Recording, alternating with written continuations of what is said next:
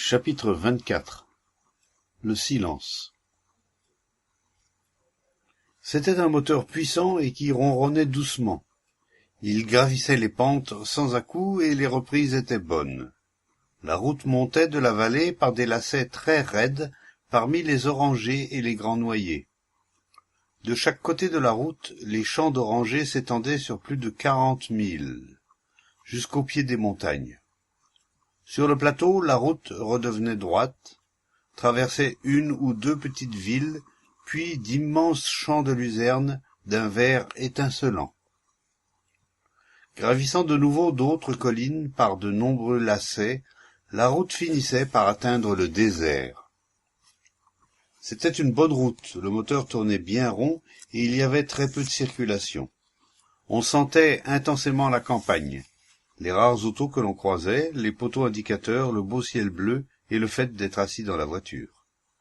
Mais l'esprit était immobile. Ce n'était pas la tranquillité de la fatigue ou de la détente, mais une immobilité qui était très éveillée. Cette tranquillité était sans cause et sans origine. Il n'y avait pas d'observateur de cette tranquillité. Le sujet était totalement absent. Malgré la conversation à bâton rompu, il n'y avait pas une ride dans ce silence. Le vent sifflait le long de la voiture, mais le bruit du vent, le ronronnement du moteur et les paroles échangées ne faisaient qu'un avec cette paix et se fondaient au silence. L'esprit n'avait aucun souvenir d'un calme de cette sorte, et ce qu'il éprouvait ne ressemblait à aucun des silences qu'il avait pu connaître. Il ne disait pas « c'est la tranquillité ». Cela ne pouvait pas se traduire par des mots, qui ne sont que la reconnaissance et l'affirmation d'une expérience similaire.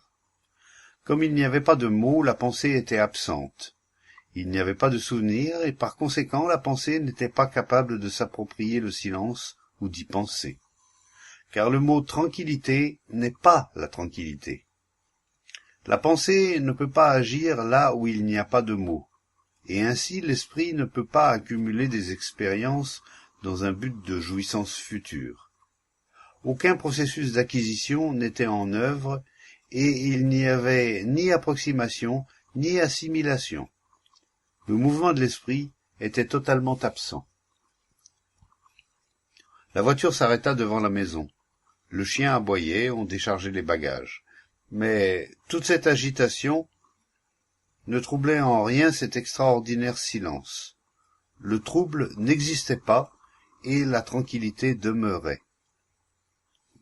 Le vent soufflait dans les pins, les ombres étaient longues, et un chat sauvage se glissa dans les buissons. Dans ce silence, il y avait du mouvement, et le mouvement ne provoquait aucun trouble. Il n'y avait aucune attention dont on eût été distrait. Il y a distraction lorsque le centre d'intérêt se déplace.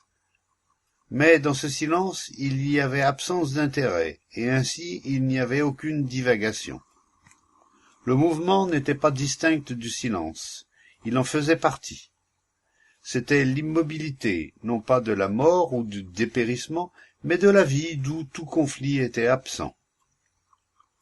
Pour la plupart d'entre nous, c'est l'antagonisme de la souffrance et du plaisir, et toutes les sollicitations de l'activité qui nous donnent le sentiment de vivre.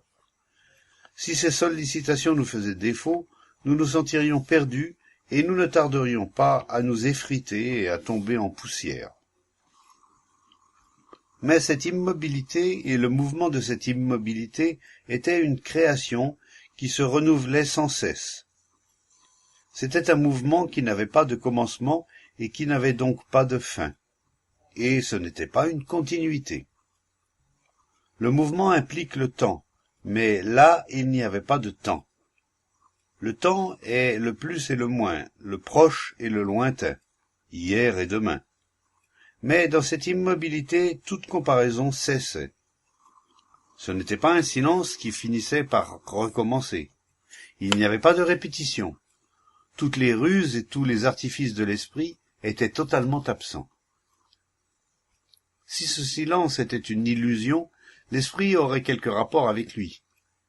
Il le repousserait ou bien s'y attacherait, l'analyserait ou bien, avec une secrète satisfaction, s'identifierait à lui.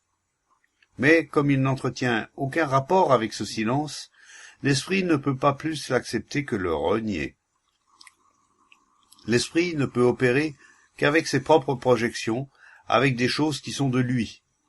Mais il n'a aucun rapport avec les choses qui ne viennent pas de lui. Ce silence n'est pas de l'esprit, aussi l'esprit ne peut-il pas le cultiver ni s'identifier à lui. Le contenu de ce silence ne peut pas être mesuré par des mots.